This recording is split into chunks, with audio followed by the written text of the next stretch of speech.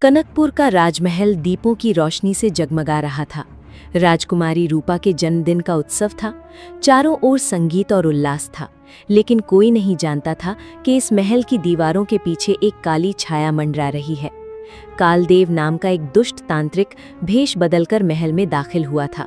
वो राजकुमारी की अलौकिक सुंदरता और उनकी कुंडली के शुभ योग को चुराना चाहता था। आज मेरी पुत्री रूपा का जन्मदिन है। मांगो जिसे जो मांगना है।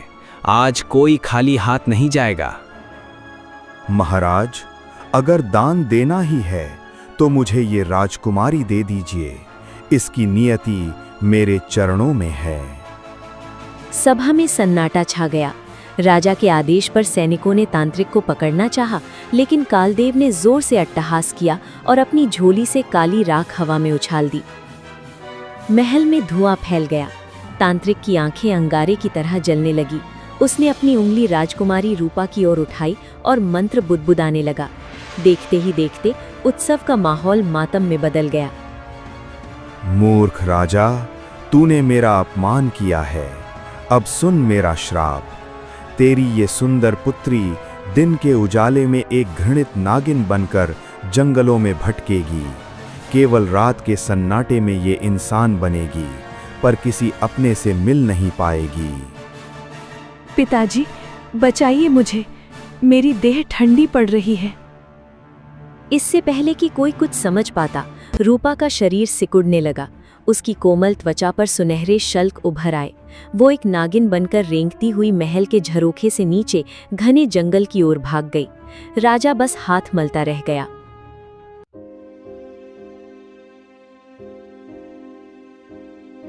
महीनों बीत गए।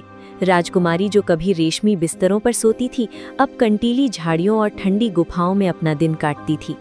नागिन के रूप में उसे जानवर मारना चाहते थे और इंसान के रूप में उसे अपनी पहचान खोने का डर था।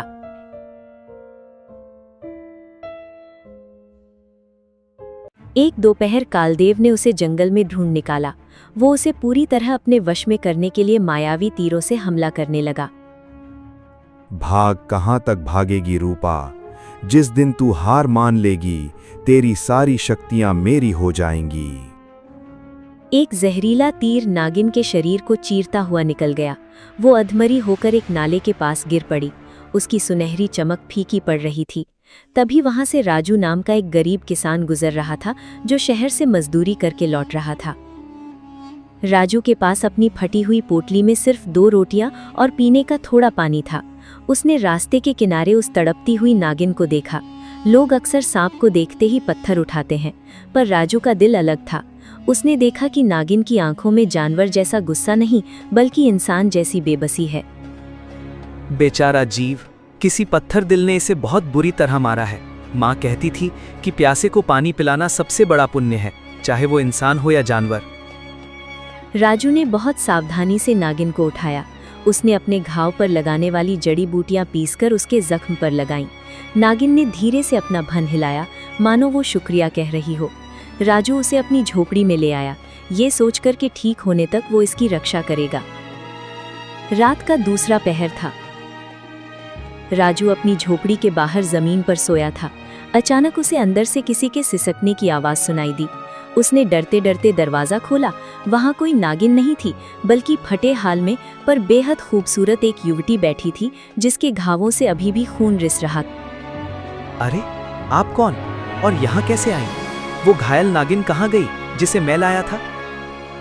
हे भले इंसान, डरो मत। मैं वही नागिन हूँ। मैं कनकपुर की राजकुमारी हूँ, जिसे एक दुष्ट तांत्रिक ने श्राप दिया है। सूरज की पहली किरण के साथ मैं फिर से सांप बन जाऊंगी। क्या तुम एक श्रापित राजकुमारी को शरण दोगे? राजू की गरीबी और रूपा की लाचारी एक ही छत के नीचे आ खड़ी हुई थी। यहाँ से शुरू हुआ एक अनोखा रिश्ता, जिसमें डर कम और एक दूसरे के प्रति सम्मान ज्यादा था।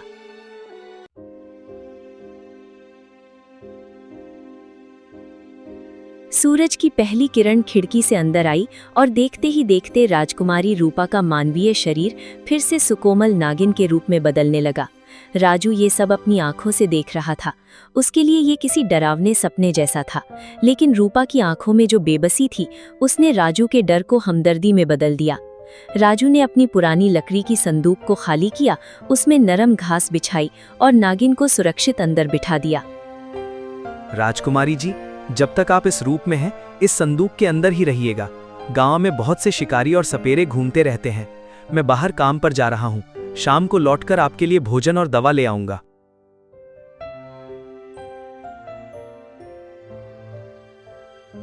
राजू दिन भर तपती धूप में दूसरों के खेतों में काम करता रहा। उसके मन में रह रहकर राजकुमारी की वही सिसकियां गूंज रही थीं। उसने अपनी मजदूरी के पैसों से खुद के लिए खाना नहीं खरीदा, बल्कि राजकुमारी के लिए ताज़ा दूध और घाव भरने वाला मरहम खरीदा। गरीबी ने भले ही उसे साधन न दिए हों, पर उसका दिल किसी राजा से कम नहीं था। उधर तांत्रिक कालदेव अपनी गुफा में अपनी जादुई वेदी के सामने बैठा क्रोध से उबल रहा था।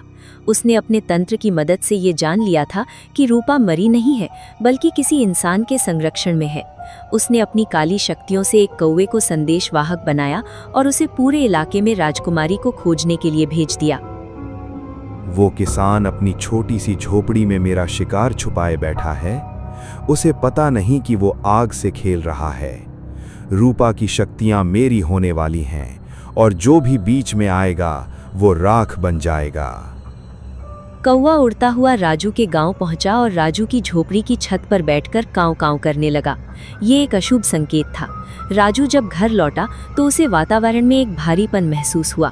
उसे एहसास हो गया कि कोई अदृश्य शक्ति उसका पीछा कर रही है। रात हुई और रूपा फिर से अपने असली रूप में आई। राजू ने उसके घावों पर मरहम लगाया। रूपा ने देखा कि राजू के हाथ काम की वजह से छिल गए थे और वो भूख से कमजोर दिख रहा था। झोपड़ी के कोने में सिर्फ एक सूखी रोटी रखी थी। राजू, तुम मेरे लिए इतना कष्ट क्यों सह रहे हो? मैं एक श्रापित राजकुमारी हूँ, जिससे मेरा अपना पिता और राज्य भी दूर हो गया। तुम तो मुझे जानते भी नहीं, फिर ये त्याग क्यों? राजकुमारी जी, महलों में लोग रिश्तों को सोने चांदी से तौलते होंगे, पर हम गरीबों के पास सिर्फ हमारा ईमान होता है। मैंने आपको बचाने का वचन दिया है, और एक किसान अपना वचन कभी नहीं तोड़ता। रूपा की आंखों से आंसू छलक पड़े। उसने अपने गले से एक बेशकीमती मोतियों की माला उतारनी चाही, लेकिन राजू ने हाथ जोड़कर मना कर दिया। उस रात दोनों ने बहुत देर तक बातें की। राजू ने अपने संघर्ष बताए और रूपा ने महलों की उस कैद के बारे में, जहां सुख तो था पर सुकून नहीं।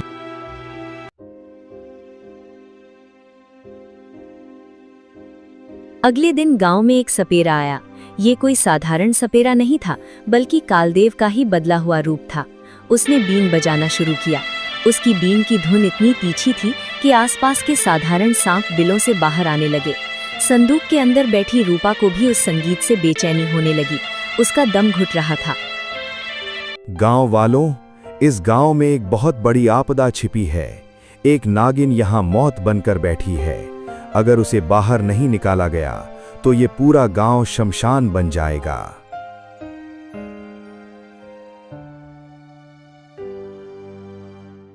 रुक जाओ, ये मेरा घर है। यहाँ कोई नागिन नहीं है। आप लोग इस बहुरूपिये की बातों में ना आए। भीड़ राजू की बात सुनने को तैयार नहीं थी। सपेरे ने इशारा किया और कुछ नौजवानों ने राजू को पकड़कर पेड़ से बांध दिया। सपेरा बीन बजाते हुए झोपड़ी के अंदर दाखिल हुआ। अंदर संदूक जोर जोर से हिल रहा था।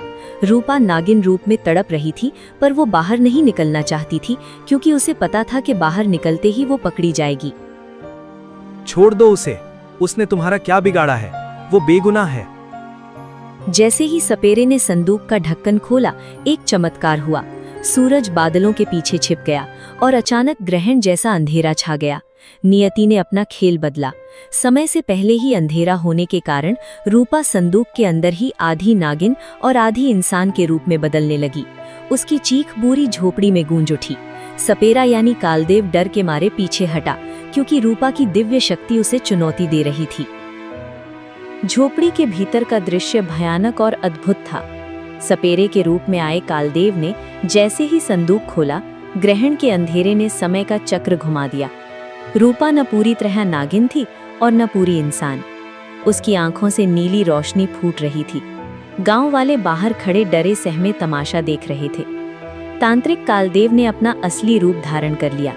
उसकी लंबी जटाएं और गले में इंसानी हड्डियों की माला देखकर गांव वालों के पैर कांपने लगे। मूर्ख गांव वालों, देखो इस लड़की को। ये कोई राजकुमारी नहीं बल्कि एक श्रापित बला है जो तुम्हारे गांव को निगल जाएगी। हटो मेरे रास्ते से, आज मैं इसकी बलि देकर अमर हो जाऊंगा।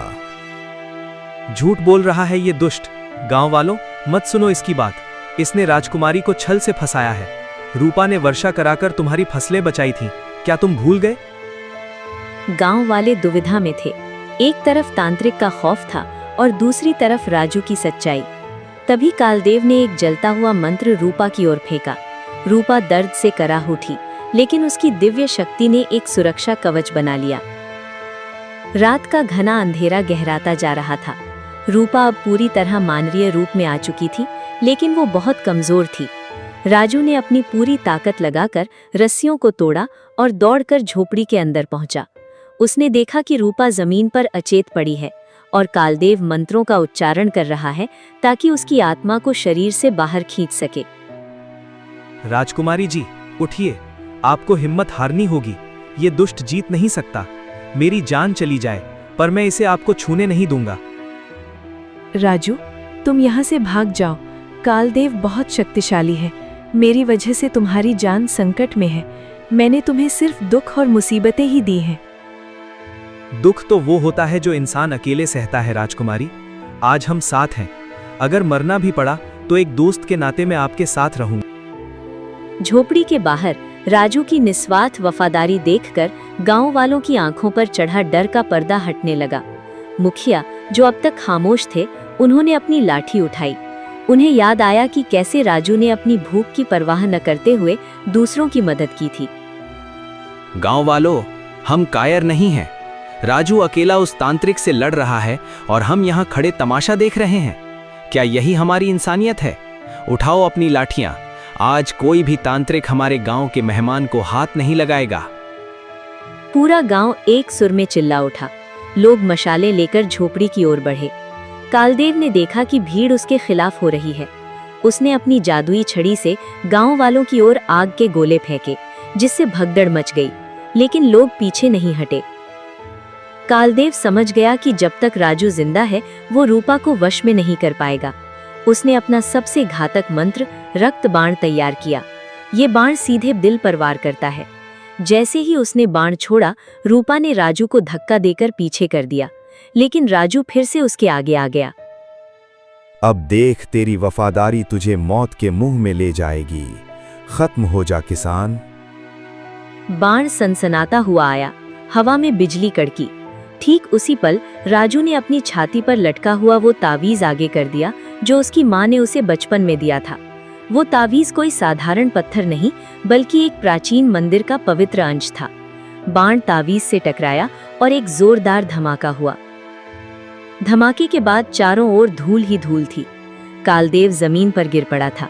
उसकी जादुई छड़ी टूटकर 2 टुकड़ों में बंट चुकी थी। राजू सुरक्षित था, पर वो बेहोश होकर गिर पड़ा। रूपा ने देखा कि कालदेव की शक्तियां क्षीण हो रही हैं। तभी आसमान से एक दिव्य ध्वनि गूंजी। हे तांत्रिक कालदेव, तूने एक निर्दोष की जान लेने की कोशिश की और एक निस्वार्थ प्रेम को चुनौती दी। तेरी शक्तियों का अंत निश्चित है। और हे रूपा, तुम्हारी परीक्षा पूरी हुई। इस किसान के त्याग ने तुम्हारी श्राप की जंजीरें तोड़ दी हैं। प्रभु, मुझे कुछ नहीं चाहिए, बस इस नेक इंसान की जान बचा लीजिए।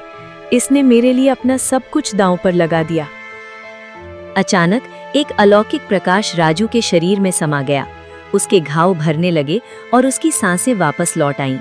कालदेव चीखते चिल्लाते हुए धुएं में बदल गया और हमेशा के लिए लुप्त हो गया। गांव वाले ये चमत्कार देखकर नतमस्तक हो गए।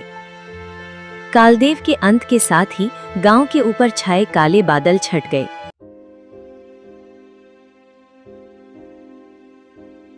भोर की पहली किरण ने जब राजू की झोपड़ी को छुआ तो वो दृश्य अद्भुत था। रूपा अब नागिन नहीं बन रही थी। वो पूरी तरह से एक राजकुमारी के रूप में दिव्य कांति के साथ राजू के सिरहाने बैठी थी। राजू ने धीरे से अपनी आंखें खोली। उसे विश्वास नहीं हो रहा था कि वो जीवित है और कालदेव का विनाश हो चुका है। राजकुमारी जी, क्या सब खत्म हो गया? क्या आप सुरक्षित हैं? हाँ राजू, सब खत्म हो गया। उस दुष्ट का अंत हो गया और मेरे श्राप का भी। तुम्हारी निस्वार्थ भक्ति और उस पवित्र ताबीज ने मुझे बचा लिया। लेकिन देखो, इस चक्कर में तुम्हारी क्या हालत हो गई है। गांव के लोग बाहर इकट्ठा थे। जो लोग कल तक राजू को शक की निगाह से देख रहे थे, आज वे शर्मिंदा थे। मुखिया जी झोपड़ी के भीतर आए और अपना सिर राजू के सामने झुका दिया। उन्हें एहसास हो गया था कि वीरता केवल तलवार चलाने में नहीं, बल्कि किसी की रक्षा करने के अडिग संकल्प में होती है।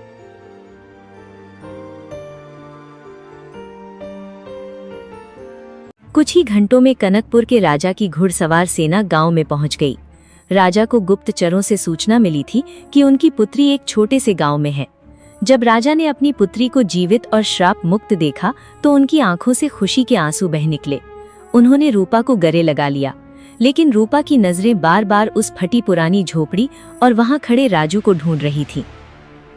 पुत्री, चलो, पूरा राज्य तुम्हारे स्वागत के लिए सजाया गया है। तुमने बहुत दुख सहे हैं, अब सुख भोगने का समय है। पिताजी, मैं चलने को तैयार हूँ, पर क्या आप जानते हैं कि मुझे यहाँ तक किसने पहुँचाया? इस साधारण किसान ने अपनी भूख, अपनी नींद और अपनी जान की परवाह किए बिना एक नागिन की रक्षा की। राजा ने राजू की ओर देखा। राजू एक कोने में खड़ा अपनी फटी हुई चादर समेट रहा था। उसे लग रहा था कि अब उसका काम पूरा हो गया और राजकुमारी अब उसकी दुनिया से बहुत दूर जा रही हैं। राजा राजू के पास पहुंचे। उनके पीछे स्वर्ण मुद्राओं से भरी थैलियां लेकर सैनिक खड़े थे। पूरे गांव की आंखें फटी की फटी रह गईं। लोगों ने कभी इतना सोना एक साथ नहीं देखा था। हे वीर युवक, तुमने मेरी पुत्री के प्राण बचाए हैं। मैं तुम्हें इतना धन दूंगा कि तुम्हारी आने वाली 7 पीढ़ियां ऐश करेंगी। मांगो, क्या चाहिए तुम्हें? ये सोना या किसी बड़े नगर की जमींदारी? महाराज, क्षमा करें। मैंने राजकुमारी की रक्षा किसी इनाम के लालच में नहीं की थी। मैंने तो बस अपना धर्म निभाया था। अगर मैं आपकी दी हुई दौलत स्वीकार कर लूं तो मेरी सेवा की कीमत लग जाएगी, जो मुझे स्वीकार नहीं। मुझे बस खुशी है कि राजकुमारी जी अब सुरक्षित हैं। राजा दंग रह गए। राजकुमारी रूपा की आंखों में राजू के प्रति सम्मान और प्रेम और भी गहरा हो गया। उसने महसूस किया कि महलों के राजकुमारों में वो बात नहीं थी जो इस सादा दिल किसान में है। जब सेना चलने को तैयार हुई तो रूपा अपनी पालकी में बैठने के बजाय रुक गई। उसने अपने पिता का हाथ पकड़ा और कुछ ऐसा कहा जिसे सुनकर सब हैरान रह गए। पिताजी, आपने मुझे जीवन दिया है, पर इस इंसान ने मुझे जीवन जीने का उद्देश्य दिया है। मैं महलों में जाकर फिर से वही अकेलापन नहीं जीना चाहती। मुझे वो इंसान चाहिए जिसने मेरी आत्मा से प्यार किया, तब भी जब मैं एक डरावनी नागिन थी। पुत्री, तुम क्या कह रही हो? ये एक मामूली किसान है और तुम एक राजकुमारी हो। नहीं पिताजी, ये मामूली नहीं है। जिसका दिल इतना बड़ा हो कि वो मौत के सामने भी न झुके, वही असली राजकुमार है। अगर आप मुझे ले जाना चाहते हैं तो राजू को भी सम्मान के साथ ले चलना होगा। राजा ने अपनी पुत्री की आंखों में वो दृढ़ता देखी जिसे वो टाल नहीं सकते थे। उन्होंने राजू की ओर हाथ बढ़ाया और उसे अपने साथ चलने का निमंत्रण दिया, लेकिन एक पुरस्कार के रूप में नहीं, बल्कि अपने राज्य के नए सेनापति और दामाद के रूप में। गांव से एक भव्य विदाई हुई। राजू ने जाने से पहले अपनी झोपड़ी की मिट्टी को चूमा और गांव वालों से कहा कि वो अपने गांव के विकास के लिए हमेशा काम करता रहेगा। कनकपुर पहुंचकर राजू और रूपा का विवाह बड़े धूमधाम से हुआ। राजू ने राजसी ठाट बाट में रहकर भी अपनी सादगी नहीं छोड़ी। उसने राज्य में न्याय और करुणा का शासन स्थापित किया। राजू, क्या तुम्हें कभी अपनी वो पुरानी झोपड़ी याद आती है? हाँ रूपा, क्योंकि उसी झोपड़ी ने मुझे सिखाया कि इंसान की असली पहचान उसके कपड़ों या महल से नहीं, बल्कि उसके चरित्र और उसके द्वारा किए गए त्याग से होती है। ये कहानी सदियों तक सुनाई गई। इसने लोगों को सिखाया कि चाहे परिस्थितियां कितनी ही कठिन क्यों न हो, अगर मन में दया और सच्चाई हो तो एक साधारण किसान भी अपनी किस्मत बदल सकता है और श्रापित आत्माओं को भी मुक्ति दिला सकता है। नैतिक शिक्षा, सच्चा प्रेम और निस्वार्थ सेवा दुनिया का सबसे बड़ा चमत्कार है। ये न केवल श्रापों को तोड़ता है, बल्कि इंसान को देवता बना देता है।